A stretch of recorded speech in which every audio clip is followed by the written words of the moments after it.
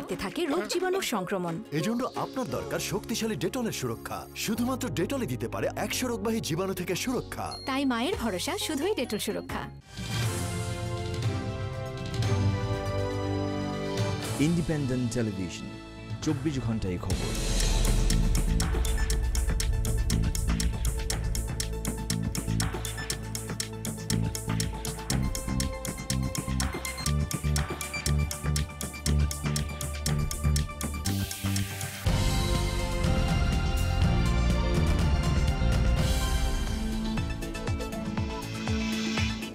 আজ বসছে পদ্মা সেতুর সর্বশেষ স্প্যান।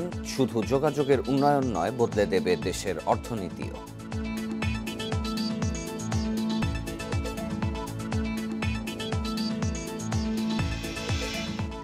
তীব্র শীত ও ঠান্ডা বাতাসে দুর্ভোগে ছিন্নমূল নিম্ন আয়ের মানুষ।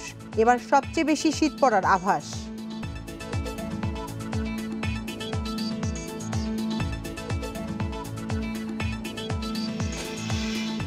ঘন কুয়াশায় আজও বন্ধ ফেরি চলাচল। টাঙ্গাইলে উত্তরবঙ্গমুখী সড়কে দীর্ঘ যানজট, চরম যাত্রী ভোগান্তি।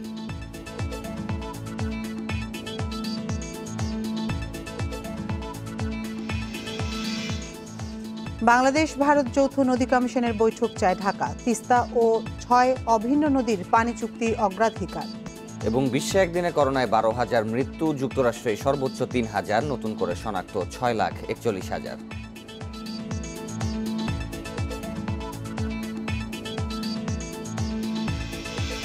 স্বাগত সকাল 9টার বিরতিহীন ইন্ডিপেন্ডেন্ট সংবাদে। সাথে আছি সাফাত বিন ফরিদ। আমি আতিফান জুবান। শিরোনাম শুনছিলেন, চলে যাচ্ছি পুরো খবরে। পদ্মা সেতুর সবশেষ 41তম স্প্যানটি বসছে আজ। এর মধ্য দিয়ে সেতুর মাওয়া ও জাজিরা প্রান্ত সংযুক্ত হবে। এই সেতু কেবল দক্ষিণ পশ্চিমাঞ্চলের 21 জেলার উন্নয়ন নয়, বদলে দেবে পুরো দেশের অর্থনীতি। 41তম স্প্যানের মধ্য দিয়ে দৃশ্যমান 6.15 কিলোমিটারের এই সেতু দক্ষিণ এশিয়া ও দক্ষিণ পূর্ব এশিয়ার যোগাযোগ, বাণিজ্য, কৃষি, শিল্প, শিক্ষা, পর্যটন সব ক্ষেত্রেই রাখবে গুরুত্বপূর্ণ ভূমিকা। স্বপ্নের এই সেতুকে কেন্দ্র করেই আবর্তিত হবে ভবিষ্যতের বাংলাদেশ। পদ্মা সেতু নিয়ে এমন সম্ভাবনার কথা বলছেন অর্থনীতিবিদ ও যোগাযোগ বিশেষজ্ঞরা। পদ্মা সেতু আর স্বপ্ন নয়, বাস্তব। নানা চড়াই উতরাই পেরিয়ে দৃষ্টিসীমায় দাঁড়িয়ে সেতুর মূল কাঠামো। সব ঠিক থাকলে 2022-এর স্বাধীনতা দিবসে উদ্বোধন করা হবে স্বপ্নের এই সেতু। যাতায়াতের সময় কমিয়ে দ্বিতল পদ্মা সেতু দিয়ে ছুটবে বাস, ট্রাকের পাশাপাশি ট্রেনও। অর্থনীতিবিদরা বলছেন, সেতুটি চালু হলে দক্ষিণ পশ্চিমাঞ্চলের 21 জেলার সঙ্গে রাজধানীর যোগাযোগ ব্যবস্থায় ব্যাপক পরিবর্তন আসবে। এতে মোট দেশজ উৎপাদন বা জিডিপি বাড়বে 1 থেকে 1.5%। কমবে দারিদ্র্যের হার। নতুন করে গড়ে উঠবে ভারী শিল্প কারখানা। ওই অঞ্চলের কর্মসংস্থানের একটা বড় একটা সুযোগ সৃষ্টি হবে। আর বিজনেস এনভায়রনমেন্ট যাকে বলে, বিজনেস কন্ডিশন বা বিজনেসের প্রতি যে আস্থা, বিজনেস কনফিডেন্স ইতিমধ্যে বাড়তে শুরু করেছে। আমরা দেখতে পাচ্ছি যে দক্ষিণ বাংলাতে স্মল এবং মিডিয়াম এন্টারপ্রাইজ, ছোট এবং ক্ষুদে ব্যবসার প্রসার ঘটছে। এখানে ম্যানুফ্যাকচারিংয়ের সুযোগ বাড়ছে। আরেকটা জিনিস সুযোগ বাড়বে পদ্মা সেতু হবার পরপরই, সেটা হবে ট্যুরিজম। ঢাকা থেকে ফরিদপুরের ভাঙ্গা পর্যন্ত এক্সপ্রেসওয়ে হওয়ায় ফেরিঘাটের বিড়ম্বনা এড়াতে দক্ষিণাঞ্চলের বেশিরভাগ গাড়ি চলবে পদ্মা সেতু দিয়ে। দক্ষিণ ও দক্ষিণ পূর্ব এশিয়ার আঞ্চলিক যোগাযোগের ক্ষেত্রেও গুরুত্বপূর্ণ ভূমিকা রাখবে এই সেতু।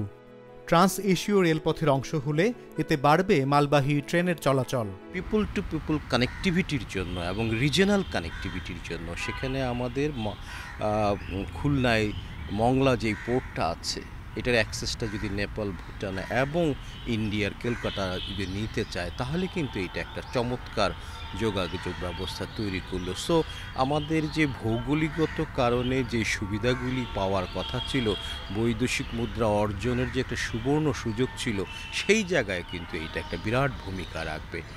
পদ্মা সেতু শুধু রড, সিমেন্ট, পাথরের কোনো অবকাঠামো নয়, এর সঙ্গে জড়িয়ে আছে 17 কোটি মানুষের আবেগ, বাংলাদেশের সক্ষমতার বৈশ্বিক উদাহরণ এবং আগামী দিনে দেশীয় অর্থনীতিতে অপার সম্ভাবনার হাতছানি। অনিমেষ কর, ইন্ডিপেন্ডেন্ট নিউজ, ঢাকা। কোটি মানুষের আকাঙ্ক্ষার পদ্মা সেতু স্বপ্নের দোরগোড়ায়। তবে সেতুর যাত্রাপথ বহু চ্যালেঞ্জের। অর্থায়ন থেকে বিশ্বব্যাংকে সরে যাওয়া, বন্যা, অত্যাধিক পল্লী, ঘন কুয়াশা, নদীর তলদেশে মাটির গঠন ভিন্নতা, নানামুখী জটিলতা, সব দিক থেকেই যেন পদ্মা সেতু করতে প্রকৃতির বাধা। এসব প্রতিকূলতা জয় করতে এমন কিছু প্রযুক্তি ব্যবহার করতে হয়েছে যা বিশ্বে বিরল। 3টি বিশ্ব রেকর্ড হয়েছে পদ্মা সেতুতে। প্রতি বছর 30-40 ফিট পর্যন্ত পলি পড়ে। এটাকে ওভারকাম করা, এটা করে কাজ করতে হয়। আবার নদী ভেঙে যাচ্ছে একদিকে, আরেকদিকে পলি পড়ে যাচ্ছে। তো এইখানে আমরা অনেক বছরে প্রায় 4-5 মাস আমরা ঠিকমতো কাজ করতে পারি না। এই হয় বন্যা হয়, আর না হয় আপনার পলি পড়ে কাজ করা যাচ্ছে না। এই উত্তাল নদীর মধ্যে অনেক ইঞ্জিনিয়াররা রাত্রেবেলা রাত্রে যখন এত বড় ঝড়, একজন লোক যখন ওই ইয়েতে থাকে, একটা টাওয়ারের মধ্যে থাকে, তার কেমন লাগে? স্পিড বোটে আসতে গিয়ে আর নদী হারাই ফেলে, কোন দিকে যাবো বুঝতেছে না, সারা রাত স্পিড বোটে বসে আছে। তো এগুলো তো সবাই করতে পারে, সাহসের দরকার হয়।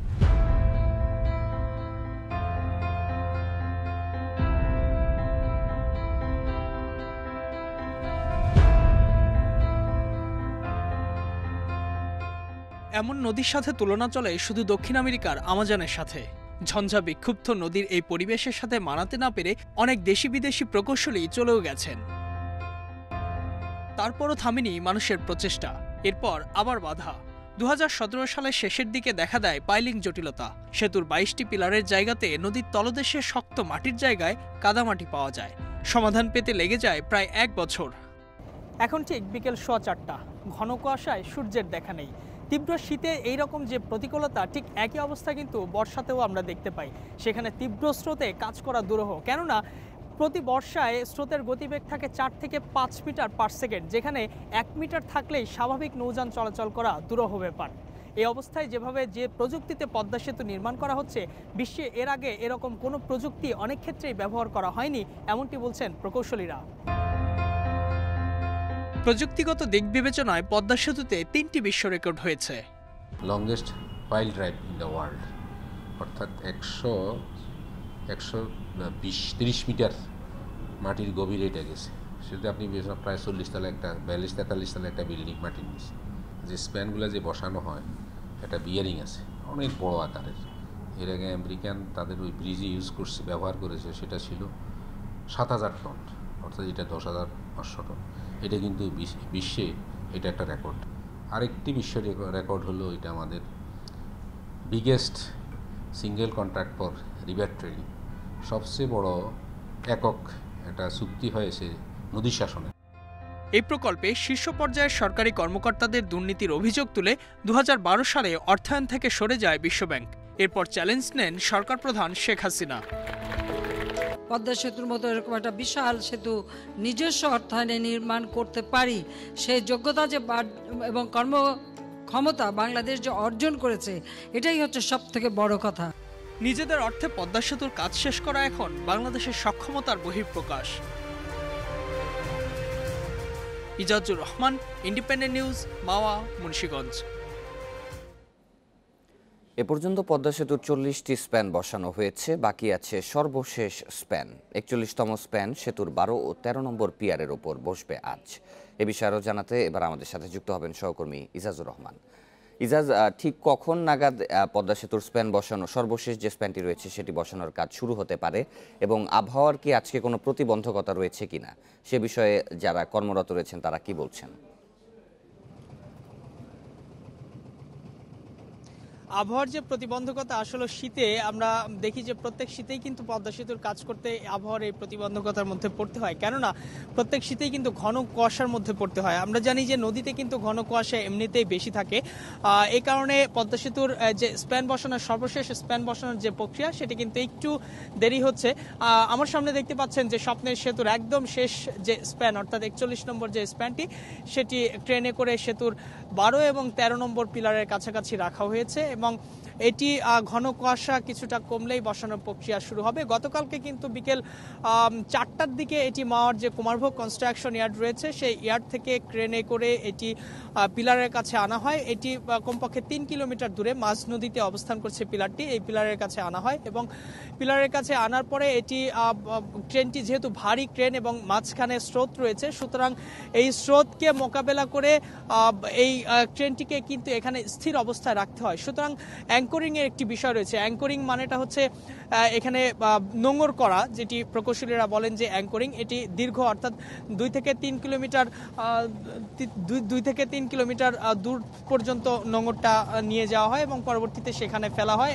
অতিরিক্ত আরও 2টি বার্জের সাহায্যে সেই নোঙরটিকে মাটির গভীরে প্রবেশ করানো হয় দুই পাশেই, অর্থাৎ ক্রেনের সামনে এবং পিছনে দুই পাশেই নোঙরটা ক্রেনের মাটির গভীরে প্রবেশ করিয়ে সেটি মূলত যখন একদম স্থির অবস্থায় টান থাকে তারপরেই হচ্ছে ক্রেনটি স্থির অবস্থায় আসে। এবং এই রকম স্থির অবস্থায় এখন আমরা দেখতে পাচ্ছি যে পদ্মা সেতুর যে 41 নম্বর যে স্প্যানটি রয়েছে সেটি ক্রেনের উপর স্থির রয়েছে এবং ট্রেনটিও স্রোতকে মোকাবেলা করে একই জায়গায় দাঁড়িয়ে রয়েছে। সারা রাত এই ক্রেনের আশেপাশে যে সকল ছোট ছোট বোট রয়েছে, বিশেষ করে চাইনিজ বোট এবং আর্মির সেনাবাহিনীর যারা রয়েছেন তারা কিন্তু এরকম এই পুরো বোট ঘিরে চক্কর দিয়েছে এবং নিরাপত্তা প্রদান করেছে সারা রাত ধরে এবং এখনও। কেননা এটি সরকারের যেহেতু খুবই সেন্সিটিভ একটি এবং বাংলাদেশের স্বপ্নের একটি সেতু, সুতরাং এর নিরাপত্তায় সরকার কিন্তু সেনাবাহিনী নিয়োজিত করে রেখেছে। তারা এই শেষ দিনে যাতে কোনো ধরনের কোনো অপ্রীতিকর কোনো কিছু না ঘটে সেজন্য তারা সর্বদা সদা সতর্ক রয়েছে। মূল চ্যালেঞ্জ এখন সেটি হচ্ছে যে এই স্প্যানটি কখন আসলে পিলারের উপর বসবে। সাধারণত জুন, জুলাই বা আগস্ট এই 3 মাস পদ্মা সেতুতে কিন্তু কাজ করা খুবই কঠিন, কেননা যে পরিমাণ স্রোত থাকে সেই স্রোত মোকাবেলা করে কোনোভাবেই এই স্প্যান বসানো সম্ভব হয় না। আবার শীতে এই যে এখন যেরকম ঘন কুয়াশা দেখতে পাচ্ছি সেই ঘন কুয়াশার কারণে কিন্তু বসানো বেশ কঠিন ব্যাপার।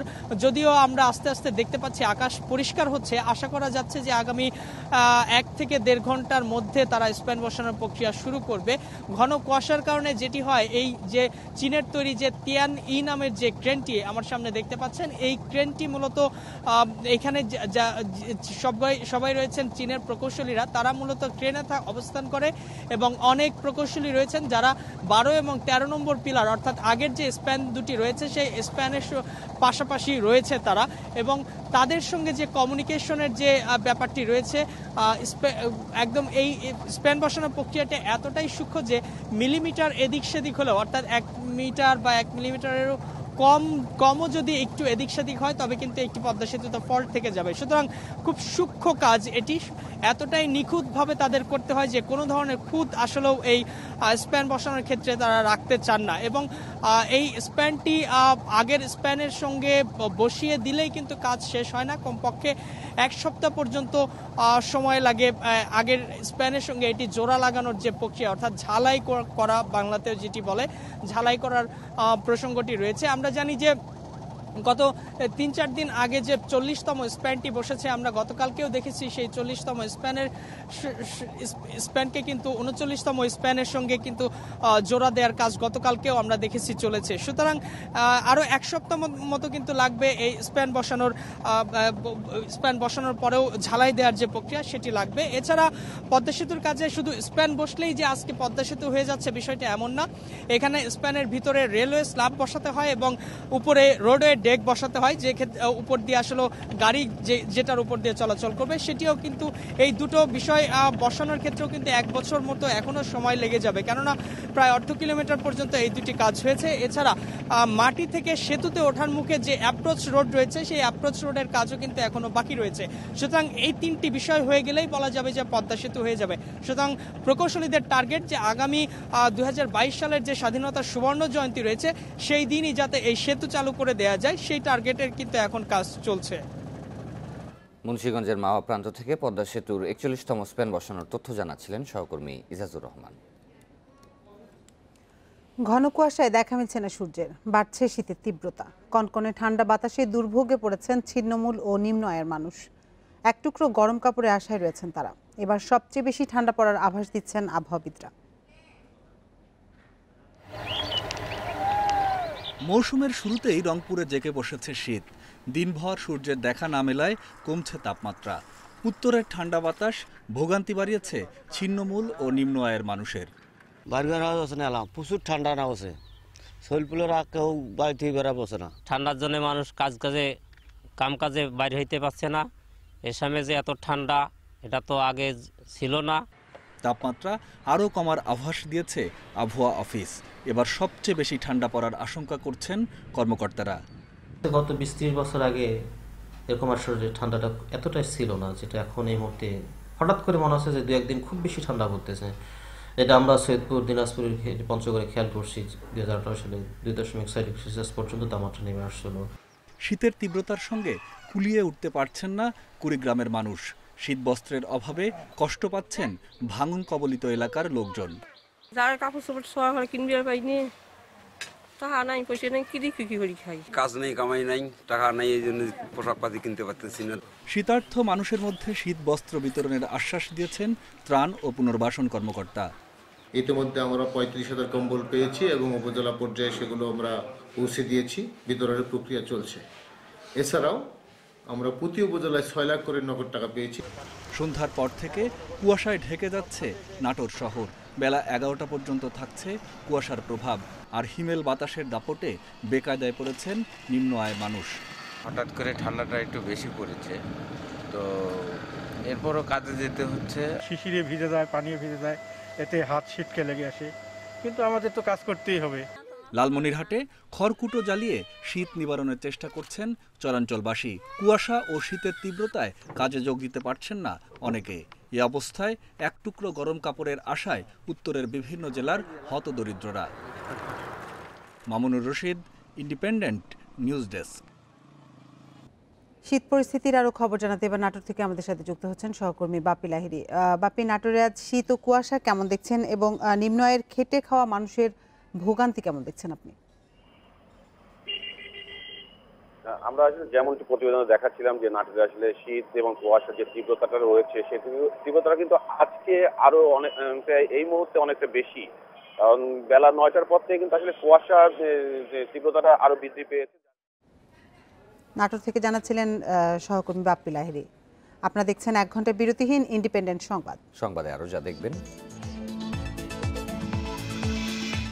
বুড়িগঙ্গার তীর থেকে এমপি আসলামুল হকের প্রতিষ্ঠান উচ্ছেদে বাধা নেই, মাইশা গ্রুপের রিট খারিজ।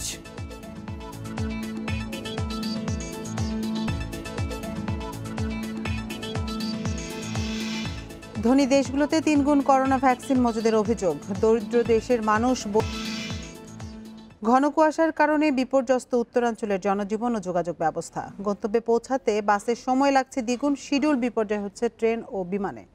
কুয়াশার মধ্যে ঝুঁকি নিয়েই গাড়ি চালাতে হচ্ছে চালকদের। দুর্ঘটনা এড়াতে হিমশিম খেতে হচ্ছে হাইওয়ে পুলিশকে।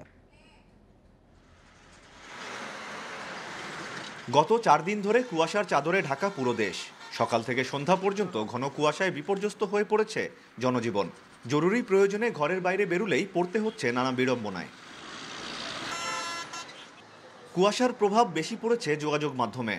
রাতে কুয়াশার মাত্রা বাড়তে থাকায় বাস ট্রেন চলাচল হচ্ছে বিঘ্নিত। রাস্তা ঠিকমতো দেখতে না পাওয়ায় বিপাকে পড়েছেন চালকরা। আর ঢাকা বগুড়া মহাসড়কের বেশিরভাগ জায়গায় রোড মার্কিং না থাকায় গাড়ি চালাতে বেগ পেতে হচ্ছে তাদের। সিরাজগঞ্জ রোড থেকে এই পর্যন্ত 2.5 ঘন্টা, 3 ঘন্টা লাগলো। এই রোড থেকে 1 ঘন্টার রাস্তা আমার মনে করেন 3 ঘন্টা লাগলো। সামনে কিছু দেখা যায় না, অন্য বড় গাড়ি পিছে পিছে আসা লাগে। মহাসড়ক 4 লেনে উন্নীতকরণের কারণে যানবাহন চলাচল এমনিতেই ব্যাহত হচ্ছে। তার উপর ঘন কুয়াশাতে দুর্ঘটনা ঝুঁকি বেড়েছে অনেক। ঢাকা বগুড়া মহাসড়ক 4 লেনের কাজ, সম্প্রসারণের কাজ চলছে। এই জন্য যানবাহন যেন খুব সুশৃঙ্খলভাবে চলে, এই বিষয়টা আমরা হাইওয়ে পুলিশ দেখছি। মহাসড়কে 3 হুইলার চলাচল করলে এখানে দুর্ঘটনার ঝুঁকি বেড়ে যায়। এই জন্য হাইওয়ে পুলিশ এটাকে 0 টলারেন্স নীতি ঘোষণা করেছে। এত বেশি ঘন কুয়াশা আপনারা ইতিমধ্যে দেখেছেন যে 1 হাত দূর পর্যন্ত দেখা যায় না। সেই রকম পরিস্থিতি যখন সৃষ্টি হয় তখন তাদেরকে বলেছি যে তারা যেন আমাদের মহাসড়কে আর গাড়ি না চালায়। আবহাওয়াবিদরা জানিয়েছেন কুয়াশার প্রভাব আরও কিছুদিন থাকবে উত্তরের জেলাগুলোতে। বাড়বে শীতের প্রকোপও। হাইওয়ে যেহেতু একটু ফাঁকা এলাকা, সুতরাং সেখানে ঘন কুয়াশার প্রবণতাটা অবশ্যই থাকবে। সেক্ষেত্রে আমি মনে করি যে যারা যানবাহন চালায় এবং যারা হাইওয়ে পুলিশ বা যারা এই সংশ্লিষ্ট, তারা অবশ্যই এই বিষয়টা মাথায় রাখবেন যে শেষ রাত থেকে সকাল পর্যন্ত ঘন কুয়াশার প্রবণতাটা অনেক বেশি থাকে। কুয়াশার কারণে প্রতিদিনই কয়েক ঘন্টা বন্ধ থাকছে বঙ্গবন্ধু সেতুতে যান চলাচল। এতে সেতুর 2 পাশে দীর্ঘ সময় যানজটের ভোগান্তি সইতে হচ্ছে যাত্রী ও চালকদের। এছাড়া সৈয়দপুর ও রাজশাহী থেকে উড়োজাহাজের যাত্রীরাও সময়মতো পৌঁছতে পারছেন না গন্তব্যে। আমিরুল লতিফ, ইন্ডিপেন্ডেন্ট নিউজ, বগুড়া।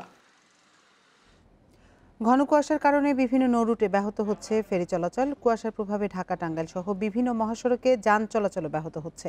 এ বিষয়ে আরো জানাতে এবার টাঙ্গাইল থেকে আমাদের সাথে যুক্ত হচ্ছেন সহকর্মী মামুনুর রহমান। মামুন, কুয়াশার প্রভাবে ঢাকা টাঙ্গাইল মহাসড়কের অবস্থা কেমন দেখছেন, আর এই অবস্থা কতক্ষণ নাগাদ চলতে পারে?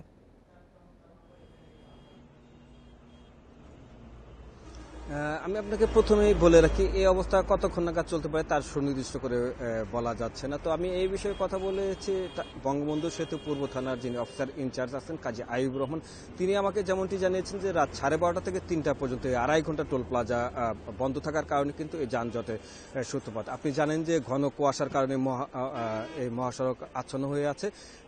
বঙ্গবন্ধু সেতুতে দুর্ঘটনা রোধ করার জন্যই কিন্তু ওই সময়টাতে টোল নেওয়াটা বন্ধ থাকে, যে কারণে এই যানজটের সৃষ্টি হচ্ছে। আমি যদি আমাদের দর্শকদেরকে দেখাই, আমি আছি রসুলপুর নামক স্থানে। যে পর্যন্ত দেখা যাচ্ছে এ পর্যন্ত কিন্তু উত্তরবঙ্গমুখী কিন্তু যানজটের চিত্র ঠিক এরকমই রয়েছে, এবং এটা কিন্তু বঙ্গবন্ধু সেতু থেকে এলাঙ্গা পার হয়ে টাঙ্গাইল রাবনা বাইপাস পর্যন্ত কিন্তু চলে গিয়েছে, এমনটা কিন্তু আমরা জানতে পেরেছি। প্রায় 3 থেকে 4 ঘন্টা যাবৎ কিন্তু এই একই জায়গায় এই পরিবহনগুলি দাঁড়িয়ে আছে, যে কারণে অবর্ণনীয় দুর্ভোগ তারা ভোগ করছে। তবে পুলিশ কিন্তু মাঝরাত থেকে কাজ করছে। তারা যানজট শুরু হওয়ার পর থেকে জেলা পুলিশ, হাইওয়ে পুলিশ এবং ট্রাফিক পুলিশ তারা প্রত্যেকটা দপ্তরে কাজ করছে যানজট নিরসনে। কিন্তু 2.5 ঘন্টার মতো বঙ্গবন্ধু সেতু বন্ধ থাকার কারণে কিন্তু যে পরিমাণ যানবাহন এই মহাসড়কে পড়েছে। আর আপনি জানেন যে যখন ঘন কুয়াশা থাকে তখন অনেক গাড়ি এলেঙ্গার পর থেকে কিন্তু সিঙ্গেল লেন, অর্থাৎ সেখানে কিন্তু 4 লেনের সুবিধা নেই, সেখানে অনেক গাড়ি কিন্তু মুখোমুখি অবস্থানে চলে গেছে। তো সেইগুলি সরাতে কিছুটা সময় লাগছে। তো এই গাড়িগুলি সরানো সম্ভব হলে সেই ক্ষেত্রে আগামী 1.5 থেকে 2 ঘন্টার মাঝে এই যানজট নিরসন করা যাবে বলে পুলিশের পক্ষ থেকে আমাদের কাছে বলা হচ্ছে।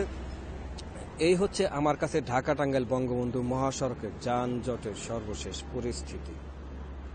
ঢাকা টাঙ্গাইল মহাসড়ক থেকে জানাচ্ছিলেন সহকর্মী মামুনুর রহমান। ফুলবাড়িয়া মার্কেটের 911 দোকান থেকে শত কোটি টাকা হাতিয়ে নিয়েছে একটি চক্র। ব্যবসায়ীদের অভিযোগ, তাদের কাছ থেকে টাকা নিয়েছেন মার্কেটের সভাপতি দেলোয়ার হোসেন। আর দেলোয়ারের দাবি টাকা গেছে সাবেক মেয়র সাইদ খোকন ও তার কর্মকর্তাদের ব্যাংক অ্যাকাউন্টে। যদিও অভিযোগ অস্বীকার করেছেন সাইদ খোকন। ডিএসসিসির বর্তমান মেয়র তাপস জানিয়েছেন দুর্নীতির সাথে জড়িত কর্পোরেশনের কেউই ছাড় পাবেন না। দক্ষিণ সিটির নগর ভবনের পেছনেই ফুলবাড়িয়া সুপারমার্কেট 2। দুদিন ধরে এখানে অবৈধ দোকান উচ্ছেদ করছে দক্ষিণ সিটি কর্পোরেশন।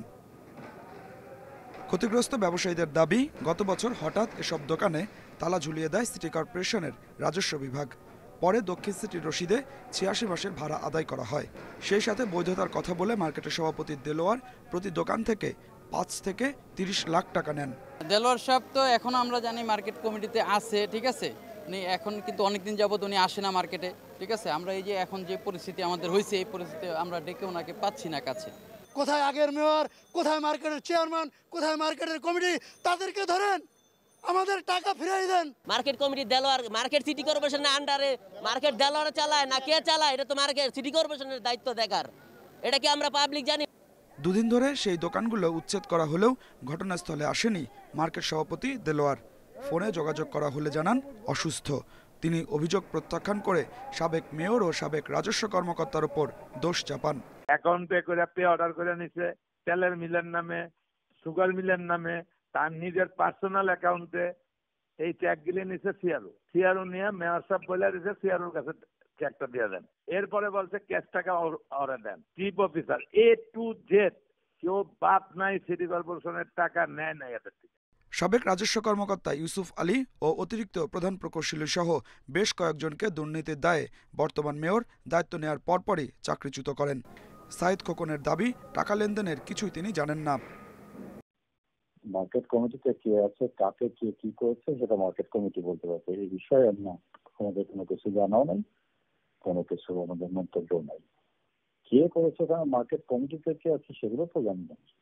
এদিকে দক্ষিণ সিটি থেকে জানানো হয়েছে ফুলবাড়িয়া সুপারমার্কেট 2-এর বৈধ দোকান 511টি, অবৈধ 911। উচ্ছেদ করা দোকানের কোনো বৈধ কাগজ নেই। মেয়র জানিয়েছেন সিটি কর্পোরেশনের কেউ দুর্নীতি করলে তাদেরও ছাড় দেওয়া হবে না। বর্জ্য আমরা অপসারণ করছি, যেমনি খাল থেকে করছি, ঢাকা দক্ষিণ সিটি কর্পোরেশন থেকে করা হচ্ছে, দুর্নীতিমুক্ত করা হচ্ছে। সুতরাং সকল প্রয়োগে বর্জ্য বলতে যত প্রয়োগ আছে সকল বর্জ্য অপসারণের কার্যক্রম চলছে। দ্বিতীয় দিনে ফুলবাড়িয়া সুপারমার্কেটের 200-র বেশি অবৈধ দোকান উচ্ছেদ করা হয়েছে। Adilur Rahman, Independent News, Dhaka.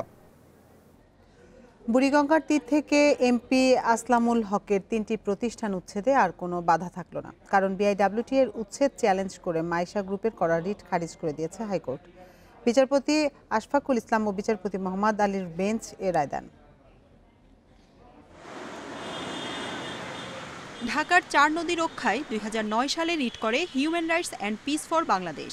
শুনানি শেষে হাইকোর্ট নদী রক্ষায় 9 দফা নির্দেশনা দেয়। সীমানা জরিপ করে পিলার বসানো ও নদীর তীর দখলমুক্ত করার নির্দেশ দেয় আদালত।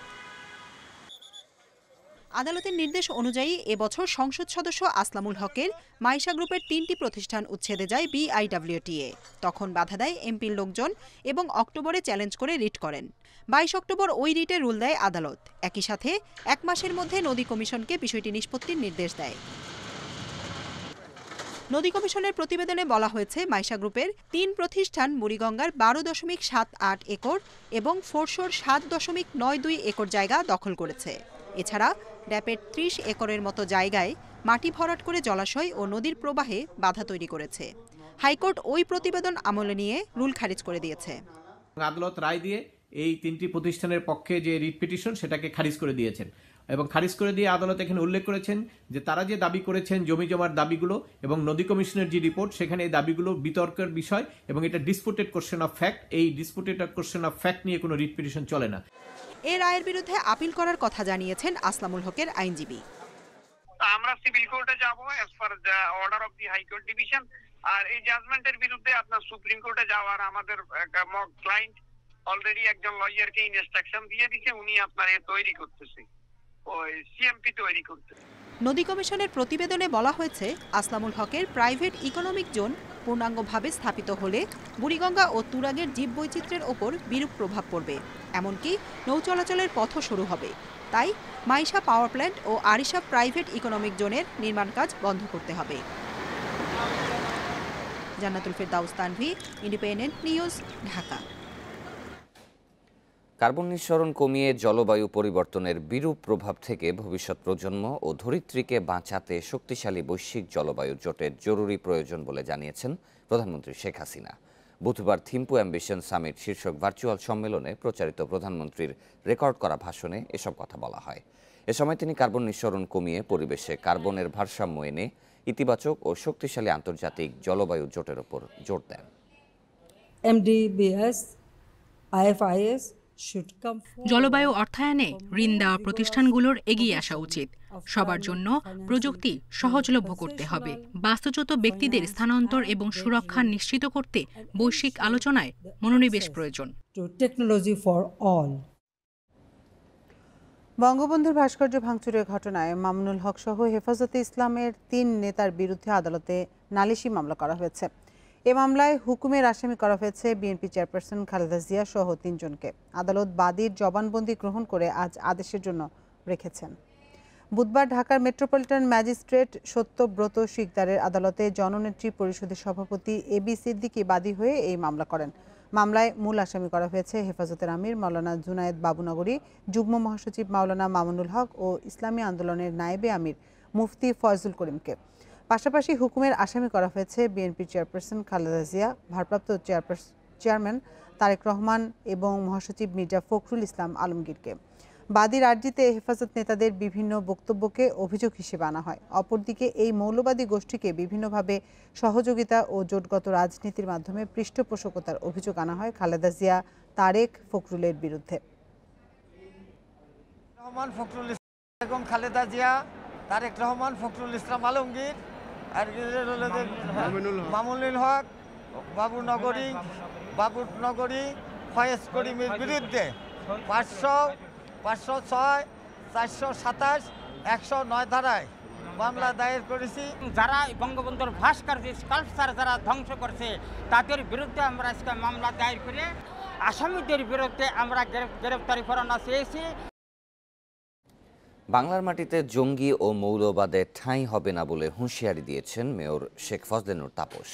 রাজধানীতে এক মানববন্ধনে তিনি একথা বলেন।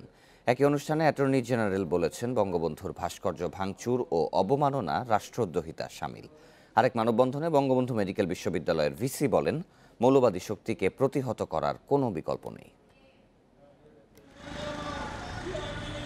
বঙ্গবন্ধুর ভাস্কর্য ভাঙা ও অবমাননার প্রতিবাদে উত্তাল সারা দেশ। বুধবারও এর প্রতিবাদে নানা কর্মসূচি হয়েছে রাজধানীতে।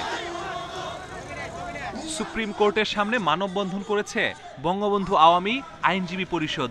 এ সময় অ্যাটর্নি জেনারেল বলেন, বঙ্গবন্ধুর ভাস্কর্য ভাঙা বা অবমাননা করা সংবিধান পরিপন্থী। রাষ্ট্রদ্রোহীদের সর্বোচ্চ শাস্তি নিশ্চিত করতে হবে। আমাদের সংবিধানের 17 অনুচ্ছেদ অনুযায়ী বঙ্গবন্ধু এবং জাতির পিতার প্রতি কটূক্তি করা হলে সেটা হবে দেশদ্রোহিতার শামিল। তারা এই দেশকে ভালোবাসে না, তারা এই দেশের অস্তিত্বকে স্বীকার করে না, তাই তো তারা এসব অন্যায় অপকর্ম করছে। সারা দেশব্যাপী আইনজীবী অঙ্গন প্রত্যেক বারে প্রত্যেক জেলা সমিতিতে এই প্রতিবাদ সভা এবং মানববন্ধনের মাধ্যমে এই অপশক্তিকে রুখে দাঁড়াবে। বঙ্গবন্ধুর ভাস্কর্য ভাঙচুরের প্রতিবাদে শাহবাগ জাতীয় জাদুঘরের সামনে মানববন্ধন করেছে বঙ্গবন্ধু শেখ মুজিব মেডিকেল বিশ্ববিদ্যালয়। এ সময় জড়িতদের দৃষ্টান্তমূলক শাস্তির দাবি জানান উপাচার্য। স্বাধীনতা যুদ্ধে যেমন আমাদের চিকিৎসকরা সবচেয়ে পেশাজীবী হিসেবে জীবনদান করেছে, আজকে মাননীয় প্রধানমন্ত্রীর নেতৃত্বে ঐক্যবদ্ধ হয়ে আমরা তাকে সমর্থন দিয়ে যাব এবং যে কোনো ধরনের কুচক্রীদের ষড়যন্ত্রকে মোকাবিলা করব। একই দাবিতে মানিক মিয়া এভিনিউতে মানববন্ধন করেছে বঙ্গবন্ধু কৃষিবিদ পরিষদ। এ সময় মৌলবাদী অপশক্তির বিরুদ্ধে কঠোর আন্দোলনের ডাক দেন আওয়ামী লীগ নেতা বাহাউদ্দিন নাসিম। আমরা এদেরকে বাড়তে দেব না, প্রয়োজনে এদেরকে উৎখাত করার জন্য যদি রাস্তায় নামতে হয়, রাস্তায় নেমে এদের বিরুদ্ধে আমরা তীব্র আন্দোলন করে তুলব। আমরা পরাভব মানি না, আমরা বীর জাতি। মানববন্ধন শেষে বিক্ষোভ মিছিল বের করে বঙ্গবন্ধু কৃষিবিদ পরিষদের নেতাকর্মীরা। Masudur Rahman, Independent News, Dhaka. আগামী মাসের মাঝামাঝি বাংলাদেশ ভারত যৌথ নদী কমিশন জেআরসির বৈঠক করতে চায় ঢাকা। এরই মধ্যে আমন্ত্রণ জানানো হয়েছে ভারতের কেন্দ্রীয় জলশক্তি মন্ত্রী গজেন্দ্র সিং শেখাওয়াতকে। পানি সম্পদ প্রতিমন্ত্রী জাহিদ ফারুক জানিয়েছেন, এবারে আলোচনায় অগ্রাধিকার পাবে তিস্তা ছাড়াও 6টি অভিন্ন নদীর যৌথ ব্যবস্থাপনা ও পানি বন্টন চুক্তি। মন্ত্রী পর্যায়ের জেআরসি বৈঠকের প্রস্তুতি নিচ্ছে ঢাকা। এর আগে বাংলাদেশ ও ভারতের পানি সম্পদ মন্ত্রণালয়ের সচিবরা ভার্চুয়াল প্ল্যাটফর্মে আলোচনায় বসতে পারেন। গত বছর ভারতের দিল্লিতে জেআরসি বৈঠক হওয়ার কথা থাকলেও স্থগিত হয়ে যায়। পানি সম্পদ প্রতিমন্ত্রী জাহিদ ফারুক জানান, নতুন বৈঠকের সময়সূচি ও আলোচনার এজেন্ডা জানিয়ে নয়াদিল্লিকে চিঠি পাঠানো হয়েছে। প্রধানমন্ত্রী সেই জন্যই আমাদেরকে নির্দেশনা দিয়েছেন। ওনার সম্মতি নিয়ে আমরা ভারতীয় মন্ত্রীকে আমরা আহ্বান জানিয়েছি আমাদের বাংলাদেশে আসার জন্য, এই যৌথ কমিশনের সভাটা করার জন্য। জানুয়ারি মাসে মধ্যম সময় তাদেরকে আহ্বান জানিয়েছি। দুদেশের মধ্যে অভিন্ন নদী আছে 54টি। বাংলাদেশ সবকটির পানি বন্টন ব্যবস্থা চায়, তবে প্রথম পর্যায়ে মনু, মোহরী, গোমতী, দুধকুমার, খোয়াই, ধরলা সহ 6টি নদীর অববাহিকার যৌথ ব্যবস্থাপনা করার প্রস্তাব দেবে ঢাকা। পানি বন্টন চুক্তি সই লক্ষ্যে এই 6টি অভিন্ন নদীর হালনাগাদ তথ্য উপাত্ত সংগ্রহ করা হয়েছে। প্রতিমন্ত্রী জানান, ঢাকার পক্ষ থেকে তিস্তা চুক্তির বিষয়টিও বৈঠকে তোলা হবে। ভারতে দূষণ পানি আসে, সেটার জন্য তারা ওখানে একটা ইটিপি মেশিন লাগিয়েছে। এগুলো কয়েকটা বিষয়, সেগুলো নিয়ে আমাদের সবই কাজ হয়ে গেছে, প্রস্তুত হয়ে আছে। শুধু এটার সঙ্গে আমরা তিস্তাটা আমাদের একটা এজেন্ডার ভিতরে থাকবে। তারা যদি আলোচনা করতে চায়, যেহেতু সেখানে আবার তাদের পশ্চিমবঙ্গের মুখ্যমন্ত্রী একটা ব্যাপার আছে, তো সেটা আমরা প্রস্তুত। তারা যদি আলোচনা করতে চায়, আমরা এটা আলোচনা করব। এর আগে 1985 সালে ঢাকা ও দিল্লি প্রথম এই 6টি অভিন্ন নদীর পানি প্রবাহের তথ্য উপাত্ত বিনিময় করে। এরপর থেকে পানি ভাগাভাগি নিয়ে দুদেশ আলোচনা করলেও সমঝোতা হয়নি। নাফিজাতুল্লাহ, ইন্ডিপেন্ডেন্ট নিউজ, ঢাকা। কিশোরগঞ্জের ইটনায় ভূমিহীন সেজে খাস জমি লিজ নেয়ার অভিযোগ উঠেছে সাব রেজিস্ট্রি অফিসের এক নকল নবিশ ও তার স্ত্রীর বিরুদ্ধে। এতে বিপাকে পড়েছে ওই জমিতে দীর্ঘ 20 বছর ধরে বসবাস করা 20টি ভূমিহীন পরিবার।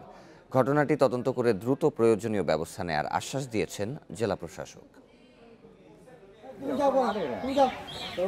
কিশোরগঞ্জের ইটনা উপজেলা সদরের পূর্ব গ্রামের নূরপুর। এখানে ৬০% খাস জমিতে ২০ বছর ধরে বসবাস করছেন ২০টি হতদরিদ্র ভূমিহীন পরিবার। কিছুদিন আগে হঠাৎ ভূমিহীনরা জানতে পারেন তাদের বসবাস করা জমি লিজ হয়ে গেছে। লিজ নিয়েছেন এলাকার প্রভাবশালী কিশোরগঞ্জ সাব রেজিস্ট্রি অফিসের নকলনবিশ গোলাম মোস্তফা এবং তার স্ত্রী ইটনা মধ্যগ্রাম সরকারি প্রাথমিক বিদ্যালয়ের সহকারী শিক্ষিকা মাহমুদ আক্তার। মোস্তফা বলতেছে ৬০% জায়গা ৬০ লক্ষ টাকা দিতে হবে, নাহলে এখান থেকে তোমরা চলে যাও। বা গরিবের উপরে জোর জুলুমি অত্যাচারী শুরু করছে। ওহান মোস্তফা যে বেজাল করছে, ওহান আমরা তো বুলাগঞ্জ ছাড়া আমার আর কোনো জায়গা নাই। এলাকাবাসীর অভিযোগ, ভূমি অফিসের অসাধু কর্মকর্তাদের যোগসাজশে প্রকৃত ভূমিহীনদের বরাদ্দ না দিয়ে সম্পদশালীদের নামে খাস জমি বন্দোবস্ত দেয়া হয়। মোস্তফা জানা মতে ভূমিহীনের উপযুক্ত নয়। দ্বিতীয়ত, তার স্ত্রী যেহেতু সরকারি চাকরিজীবী, আমরা সাধারণ নিয়মে জানি যে কোনো সরকারি চাকরিজীবীর নামে ভূমিহীন হয় না। ভূমিহীন সেজে খাস জমি বন্দোবস্ত নেওয়া গোলাম মোস্তফা ও তার স্ত্রীকে এলাকায় গিয়ে পাওয়া যায়নি। পরে মোবাইল ফোনে যোগাযোগ করা হলে এই বিষয়ে সুনির্দিষ্ট জবাব দেননি গোলাম মোস্তফা। এটা আইন বলতে পারে ভাই, এটা তো আমি জানি না। সঙ্গে তো আমি যখন আনছি তখন তো আমার ওয়াইফে চাকরি ছিল না, আর আমি তো অন্য কোনো চাকরি করি না। তবে তদন্ত করে দোষীদের বিরুদ্ধে ব্যবস্থা নেওয়ার আশ্বাস দিয়েছেন জেলা প্রশাসক। নীতিমালা অনুযায়ী যদি দেওয়া না হয় তাহলে অবশ্যই এটা আমরা তদন্ত করে দেখে যদি প্রমাণিত হয় এটা আমরা ব্যবস্থা নেব। তার লিজ বাতিল সহ অন্যান্য যে ব্যবস্থাগুলো আছে সেটা আমরা করব। প্রভাবশালীদের লিজ বাতিল করে প্রকৃত ভূমিহীনদের নামে বন্দোবস্ত দিতে সহকারী কমিশনারকে নির্দেশ দেওয়া হলেও বাস্তবায়ন হয়নি ৩ মাসেও।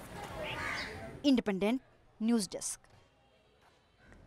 ব্যবসার জন্য ভ্যাট নিবন্ধন নম্বর নেই বেশিরভাগ দোকানেরই। যাদের আছে তারাও সবাই নিয়মিত ভ্যাট দেন না, আবার কেউ ক্রেতাদের দেন নকল চালান। অনেকে আবার পুরনো নিবন্ধনে ব্যবসা করছেন। এমনই বিশৃঙ্খল অবস্থা খুচরা পর্যায়ের ভ্যাট আদায়। এতে প্রতি বছর ফাঁকি হচ্ছে হাজার কোটি টাকা ভ্যাট। রাজধানীর বেইলি রোডের অভিজাত shopping mall Navana Bailey Star. Cosmetics, কাপড়সহ বিভিন্ন পণ্যের ২৫০-র বেশি দোকান রয়েছে এখানে। খুচরা পর্যায়ে ভ্যাট আদায়ের চিত্র তুলে ধরতে এখানে অনুসন্ধান চালায় ইন্ডিপেন্ডেন্ট নিউজ। এ ধরনের শপিং মলের ব্যবসায়ীদের ভ্যাট নিবন্ধন বা ইবিআইএন নেওয়া বাধ্যতামূলক, কিন্তু অনেক দোকানেরই তা নেই। আইনে বলা হয়েছে ব্যবসা প্রতিষ্ঠানে নিবন্ধন সনদ ঝুলিয়ে রাখতে হবে, কিন্তু বেশিরভাগ প্রতিষ্ঠান তা করছে না। কোনো কোনো দোকানে পুরনো বিনের দেখাও মিলল। বিক্রেতাদের সঙ্গে কথা বলে জানা যায় এই শপিং মলে ভ্যাট কর্মকর্তারা নিয়মিতই আসেন, তারপরও এমন অসঙ্গতি। অনেক বিক্রেতা স্বীকারও করেন তারা নিয়মিত ভ্যাট দেন না। আপনারা কি রেগুলার সেখানে রিটার্ন দেন নাকি? ওটা হলো বছর শেষে এটা দেওয়া হয়, একটা প্যাকেজ করে তো বছরের ওইভাবে দেওয়া হয়। এই সমস্ত ব্যাপারে টোটালটা হচ্ছে আমাদের হচ্ছে যেহেতু বড় কোম্পানি, তো অনুযায়ী হচ্ছে কোম্পানি ম্যানেজ করে, মানে টোটাল এই টাইপের ডিটেলস হচ্ছে ম্যানেজমেন্টই বলতে পারবে। ভ্যাটের চাপ অ্যাকচুয়ালি আছে, আমরা আসলে যারা ওই ভ্যাট এক্সক্লুড থাকে ওইটাতে একটু প্রবলেম হয়। আমরা ব্যাট দিচ্ছি, এটা প্রমাণটা প্রুফটা এখানে আছে, তো এত হ্যারাসমেন্ট হতে হয় না আমাদের। ব্যাটের লোক আসতে দেখে এটা চলে যায়। পল্টনের জনপ্রিয় মার্কেট পলোয়েল। এ মার্কেটে আছে কাপড়, জুতাসহ বিভিন্ন সামগ্রীর শতাধিক দোকান, কিন্তু কোনো দোকানেই ভ্যাট নিবন্ধন সনদ ঝুলিয়ে রাখতে দেখা যায়নি। এনফোর্সমেন্ট কম যদি না থাকে তাহলে আমরা 2007-08 অর্থ বছরে আমরা যে নিবন্ধনগুলো করলাম এই সমস্ত মার্কেটে 100% নিবন্ধন করা হয়েছিল, এবং পুরান ঢাকাতেও আমরা মাইকিং করে লাইন ধরে একটার পর একটা নিবন্ধন সব করেছিলাম। তাহলে সেই নিবন্ধনগুলো কোথায় গেল? নিশ্চয়ই এনফোর্সমেন্ট ঠিকমতো হয়নি।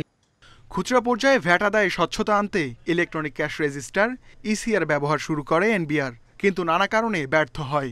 এবার ইলেকট্রনিক ফিসকাল ডিভাইস ইএফডি ব্যবহারের চেষ্টা করছে সংস্থাটি। এই ইএফডিএমএস প্রবর্তনের ফলে আমরা খুচরা পর্যায়ে ভ্যাট কালেকশনে একটি নতুন দ্বার উন্মোচিত হলো, এবং এর মাধ্যমে আমরা খুচরা পর্যায়ে যে ভ্যাট কালেকশন সেটিকে আরও স্বচ্ছ করতে পারবো। জাতীয় রাজস্ব বোর্ড এনবিআরের হিসাবে 2019-20 অর্থ বছরে খুচরা পর্যায়ে ভ্যাট আদায় হয় মাত্র 97.5 কোটি টাকা। আগের অর্থ বছরে যা ছিল 112 কোটি টাকা। Ruhul Amin, independent News, Dhaka. Corona পরিস্থিতিতে প্রণোদনার মাধ্যমে গ্রাহকদের বড় অঙ্কের ঋণের আশ্বাস দিয়ে 7 মাসের আগাম সুদসহ পুরনো ঋণ আদায়ের অভিযোগ উঠেছে বেসরকারি সংস্থা পিপলস ওরিয়েন্টেড প্রোগ্রাম ইমপ্লিমেন্টেশন পপির বিরুদ্ধে। 10 দিনের মধ্যে সেই নতুন ঋণ দেওয়ার কথা থাকলেও প্রায় 1.5 মাসেও পাননি গ্রাহকেরা। এদিকে নতুন ঋণের আশায় দেনা করে পুরনো ঋণ শোধ দিয়ে গ্রাহকেরা পড়েছেন চরম দুর্ভোগে। আশুলিয়ার গাজীরচট এলাকার মর্জিনা বেগম ক্ষুদ্রঋণ সংস্থা পপির পল্লী বিদ্যুৎ শাখা থেকে গেল বছরের ডিসেম্বরে 18 মাস মেয়াদের 2 লাখ টাকা ঋণ নেন মোট 42,000 টাকা সুদ সহ পরিশোধের শর্তে। নিয়ম মেনে ঋণ কার্যক্রম চালিয়ে যাচ্ছিলেন তিনি। এ বছরের অক্টোবরের শেষ দিকে হঠাৎ পপির কর্মকর্তারা জানান মর্জিনা বেগম যদি আগের ঋণের সুদ সহ পুরো টাকা পরিশোধ করেন তাহলে করোনার প্রণোদনা তহবিল থেকে 10 লাখ টাকার দীর্ঘমেয়াদী ঋণ পাবেন। এ অবস্থায় নতুন ঋণের আশায় ধার দেনা করে পুরনো ঋণ শোধ করেন তিনি। এমনকি ঋণের টাকায় নানা কাজের প্রস্তুতিও নেন তিনি। আপনাদের জন্য লোনটা আসছে, আপনাদের লোনটা দেব। তো আমরা বললাম যে আমরা একবারে যে দিতে পারতাম না, আপনারা ধার টার কইরা যেভাবেই হোক দেন, আপনারা বাড়ি করেন, আপনাদের জন্য টাকাটা দিতেছি। একই অবস্থা আরেক গ্রাহক তামান্না বেগমেরও। সুদি করে আনেন ইয়া হাওলাত আনেন, যে আনেন বললা 7 দিনের কথা বললা না জমা দেন, 7 দিন পরে আমরা এটা পাস করে টাকাটা দিয়ে দিব। একই ধরনের অভিযোগ ওই এলাকার বেশ কিছু গ্রাহকের। এ বিষয়ে বক্তব্য জানতে পপির পল্লী বিদ্যুৎ শাখার কার্যালয়ে গিয়ে পাওয়া যায়নি ব্যবস্থাপককে। তবে ফোনে যোগাযোগ হলে অভিযোগ অস্বীকার করেন সংস্থাটির আঞ্চলিক কর্মকর্তা। ঋণ তো পরিশোধের মেয়াদ পার হয়েছে, বুঝছেন, ওনাদেরকে বলা হয়েছে আপনাদের লোন পরিশোধ সাপেক্ষে যদি আবেদন করেন, যদি পাস হয়ে আসে আমরা হয়তো চেষ্টা করবো আপনার জন্য, কিন্তু ওনার কোনো কনফার্ম কোনো কথা বলা হয়নি। অভিযোগের বিষয়ে রাজধানীর লালমাটিয়ায় পপির প্রধান কার্যালয়ে গিয়ে ফোনে কথা হয় ক্ষুদ্র ঋণ কার্যক্রমের পরিচালক মশিউর রহমানের সঙ্গে। এ সময় দ্রুত গ্রাহকের সমস্যা সমাধানের আশ্বাস দেন তিনি।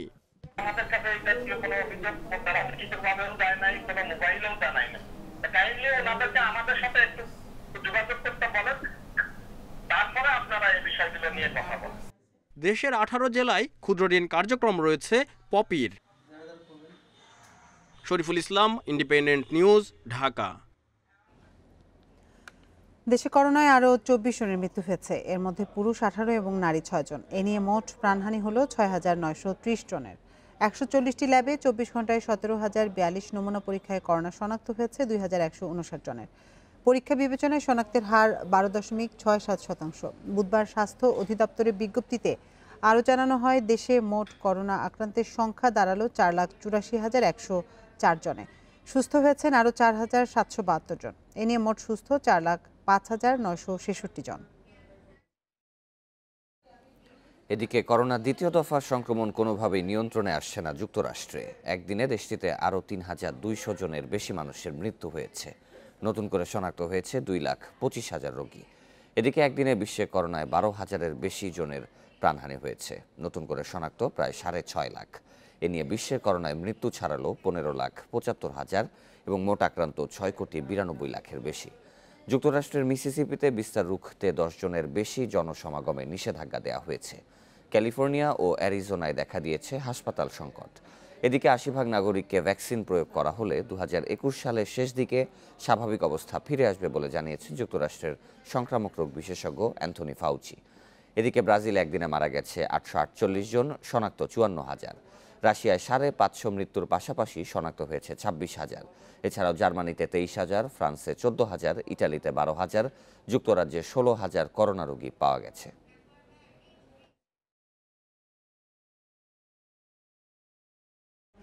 জনসংখ্যার চেয়ে 3 গুণ বেশি করোনা টিকার ডোজ মজুত করছে ধনী দেশগুলো। বুধবার এমন অভিযোগ তুলেছে পিপলস ভ্যাকসিন অ্যালায়েন্স। তাদের আশঙ্কা, এতে দরিদ্র দেশের মানুষ করোনার টিকা থেকে বঞ্চিত হবে। আন্তর্জাতিক বিভিন্ন মানবাধিকার ও দাতা সংস্থার জোটের হিসেবে আগামী বছরের শেষে 67টি দরিদ্র দেশের প্রতি 10 জনে মাত্র 1 জন টিকা পাবে। বিশ্ব স্বাস্থ্য সংস্থার উদ্যোগে গঠিত কোভ্যাক্স জোট 92 দরিদ্র দেশে 70 কোটি করোনার টিকা সরবরাহের চুক্তি করেছে। এই জোটে চীন থাকলেও নেই রাশিয়া, যুক্তরাষ্ট্র। বিশ্বের সব প্রান্তে টিকা সরবরাহ অসম্ভব বলছে Amnesty International, Oxfam, Global Justice Now সহ বিভিন্ন সংস্থার network People's Vaccine Alliance. People's Vaccine Alliance জানায়, করোনা টিকার 53% ডোজ এরই মধ্যে কিনে নিয়েছে ধনী দেশগুলো। এই দেশগুলোতে বিশ্বের মোট জনসংখ্যার মাত্র 14% বাস। জোট জানায়, শুধু কানাডা টিকার ডোজের যে চাহিদা দিয়েছে তাতে দেশটির এক একজন নাগরিক 5 বার টিকা নিতে পারবে। এদিকে অক্সফোর্ডের উদ্ভাবিত টিকার 64 ভাগ ডোজ উন্নয়নশীল দেশে সরবরাহের প্রতিশ্রুতি থাকলেও দরিদ্র ও ধনী দেশের মধ্যে টিকা প্রাপ্তির ব্যবধান অনেক বলে দাবি আন্তর্জাতিক জোটের। এমন পরিস্থিতিতে আন্তর্জাতিক বিভিন্ন মানবাধিকার ও দাতা সংস্থার জোট সব প্রস্তুতকার প্রতিষ্ঠানকে করোনার টিকার প্রযুক্তি ও মেধাসত্ত্ব উন্মোচন করার আহ্বান জানিয়েছে, যাতে স্থানীয়ভাবে টিকা উৎপাদন করে দ্রুত চাহিদা পূরণ করা যায়। আর এই প্রক্রিয়ায় বিশ্ব স্বাস্থ্য সংস্থা ভূমিকা রাখতে পারে বলে মনে করে এই জোট। বিশ্বের 1.5 শতাধিক দেশ ও প্রতিষ্ঠান করোনার টিকা উদ্ভাবনের চেষ্টা চালাচ্ছে। তবে কোন টিকা পুরোপুরি নিরাপদ ও কার্যকর তা এখনো প্রমাণ হয়নি। এরই মধ্যে ক্লিনিক্যাল ট্রায়ালের চূড়ান্ত পর্যায়ে থাকা টিকাগুলোর চাহিদা দিয়ে রেখেছে ধনী দেশগুলো। সায়রা খান, ইন্ডিপেন্ডেন্ট নিউজ। ইউএফা চ্যাম্পিয়ন্স লিগে বাঁচা মরার লড়াইয়ে জয় তুলে নিল রিয়াল মাদ্রিদ। মনশেনগ্লাডবাখকে 2-0 গোলে হারিয়ে জায়গা করে নিয়েছে নকআউট পর্বে। লস ব্লাঙ্কোদের পক্ষে 2টি গোলই করেন করিম বেনজেমা। খুব গুরুত্বপূর্ণ ম্যাচে গোছানো ফুটবল খেলে জিদানের দল। এদিকে হেরেও নকআউট পর্বে স্থান পেয়েছে জার্মান ক্লাব মনশেনগ্লাডবাখ।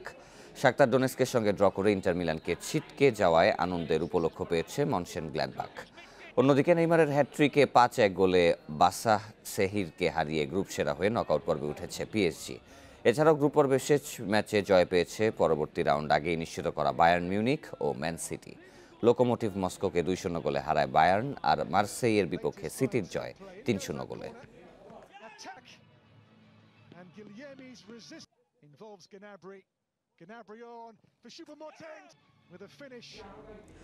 বঙ্গবন্ধু টি-20 কাপের শেষ 4 নিশ্চিতে আজ বেক্সিমকো ঢাকার লড়াই তারকা ঠাসা জেমকন খুলনার বিপক্ষে। গুরুত্বপূর্ণ সময়ে এসে সমন্বিত পারফরমেন্সের তাগিদ দিয়েছেন ঢাকার অলরাউন্ডার মুক্তার আলী। দিনের দ্বিতীয় ম্যাচে ফরচুন বরিশালের প্রতিপক্ষ table topper Gazi group Chattogram. পরের পর্বে যেতে চায় বরিশাল। ধারাবাহিকতা রাখার প্রত্যয় গত ম্যাচের নায়ক পারভেজ ইমনের। ব্যাট হাতে সময়টা যাচ্ছে দারুণ। ছন্দটা এমনই যে স্টাম্প হাতে দাঁড়িয়ে গেলেও হয়তো করে ফেলবেন কিছু রান। অধিনায়ক মুশফিকের ব্যাটে ভর করেই অবিশ্বাস্য ঘুরে দাঁড়ানো বেক্সিমকো ঢাকার। টানা 3 হারের পর 3 জয়, শেষ 4 নিয়ে নির্ভর থাকা যাচ্ছে। কিন্তু থেকে যাচ্ছে বেশ কিছু প্রশ্ন। তর্জনী যার দিকে উঠছে নিয়মিতভাবে তিনি সাব্বির রহমান। 3 ম্যাচে 12 রান, কাছাকাছি গড়ে 6 ম্যাচে 48-এর অবদান ছোট তামিমের। ওয়ানম্যান শোটা দর্শকদের জন্য উপভোগ্য, কিন্তু ম্যানেজমেন্ট সেটা মানবে কেন? তারকায় ঠাসা জেমকন খুলনার বিপক্ষে জিততে হলে প্রয়োজন দলগত প্রচেষ্টা। সময়ের দাবিটা বুঝতে পারছেন তরুণ ক্রিকেটাররা। পরপর 3টা ম্যাচ জিতছি, তো এখন আমাদের কনফিডেন্স লেভেলটা খুব ভালো আছে। তো আমাদের কালকের ম্যাচটা হচ্ছে মেন ম্যাচ, কারণ কালকের ম্যাচটা জিততে পারলে আমরা আল্লাহর রহমতে আপনার অনেকটা এগিয়ে যাব আপনার সেমিফাইনালের দিকে। তারকাদের নিষ্প্রভতা সংক্রান্ত সমস্যা সবচেয়ে প্রকট খুলনা শিবিরে। বড় নামে ঠাসা সমাবেশ উল্টো যেন বিঘ্ন ঘটাচ্ছে পথ চলা। কম্বিনেশনে বারবার ওলট পালট কি সাক্ষ্য দেয় দলীয় ভারসাম্যের। শেষ 4-এর খুব কাছে এসেও এখনো সেই প্রাথমিক বিষয়গুলো নিয়ে ভাবতে হচ্ছে ম্যানেজমেন্টকে। আমরা লাস্ট 3-4টা ম্যাচ সেটেল ব্যাটিং লাইন আপে আমার ব্যাটিং করতেছি। কিছুটা টিমের স্ট্র্যাটেজি থাকে, যে অপোনেন্ট টিমের বোলিং এর অনুযায়ী কিছুটা স্ট্র্যাটেজি থাকে, ওই স্ট্র্যাটেজি অনুযায়ী আমরা হয়তো রদবদল করি আর কি। পারভেজ ইমনে দুর্দান্ত সেঞ্চুরি দিয়েছে নতুন রসদ। শেষ 4-এর আশাটা টিকে আছে ভালো মতোই, তবে তার আগে পূরণ করতে হবে কঠিন শর্ত। কালকে একটা গুরুত্বপূর্ণ ম্যাচ, এটার জন্য আমরা প্রস্তুত। কালকে ম্যাচ নিয়ে আমরা আমাদের কোচদের সাথে কথা বলছি যে কি করলে কোথায় ভালো হয়, কোন সিচুয়েশনে কেমন করতে হবে। তো সব মিলে আলহামদুলিল্লাহ আমরা কালকে একটা জিতার জন্য একটা চেষ্টা করব। চট্টগ্রাম ও ঢাকা দুই জায়ান্টের বিপক্ষে শেষ 2 ম্যাচে জয়ের বিকল্প নেই বরিশালের সামনে। কঠিন মিশনের আগে দুঃসংবাদ পেয়েছে বরিশাল ম্যানেজমেন্ট। চোটের কারণে টুর্নামেন্ট শেষ হয়ে গেছে আবু জায়েদ রাহির। 220 রান চেস করে জিতা অবশ্যই একটা টিমের জন্য উৎসাহটা অনেক বাড়ায়, টিমের স্পিড বাড়ায় এবং টিমের এখন সবাই মোটামুটি আর কি সবাই চেষ্টা করছিল, কিন্তু ক্লিক করছিল না। লাস্ট ম্যাচে সেটা করেছে এবং আশা করছি যে সামনে যে খেলা আসবে, কালকে যে খেলা আছে অবশ্যই সেখানে সবাই ভালো খেলবে। বঙ্গবন্ধু টি-20 শেষ ভাগে এসে চমক দেখাচ্ছে উইকেট। সবশেষ ম্যাচে 220 রান তাড়া করে বরিশালের জয় দিচ্ছে নতুন ভাবনার প্রেক্ষাপট। সমীকরণ, কম্বিনেশন ও কুয়াশা সাথে নিয়ে অপেক্ষা এখন শেষ পর্বের জন্য। কুয়াশা বিবেচনায় এনে পরিবর্তন এসেছে ম্যাচের সময়সূচিতে। 1 ঘন্টা করে এগিয়ে প্রথম ম্যাচ শুরু দুপুর 12:30টায়, আর পরেরটা সন্ধ্যে 5:30টায়। জহিরুল ইসলাম, ইন্ডিপেন্ডেন্ট নিউজ, ঢাকা। এই ছিল 1 ঘন্টা বিরতিহীন ইন্ডিপেন্ডেন্ট সংবাদের। ইন্ডিপেন্ডেন্ট টেলিভিশনের সব খবর আরও বিস্তারিত জানতে চোখ রাখুন ফেসবুক, ইউটিউব এবং টুইটারে। ধন্যবাদ সবাইকে।